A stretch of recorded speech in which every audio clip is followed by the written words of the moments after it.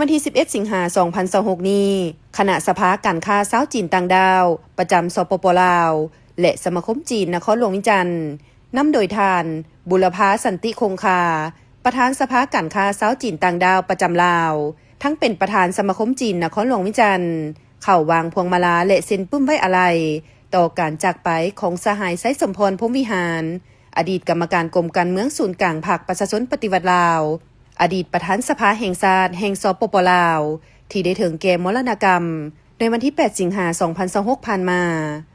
การเข้าวางพวงมาลาและเซ็นปุ้มไว้อาลัยในครั้งนี้แสดงถึงความอาลัยอาวรณ์และความเคารพของสภาการค้าชาวจีนต่างดาวประจำลาว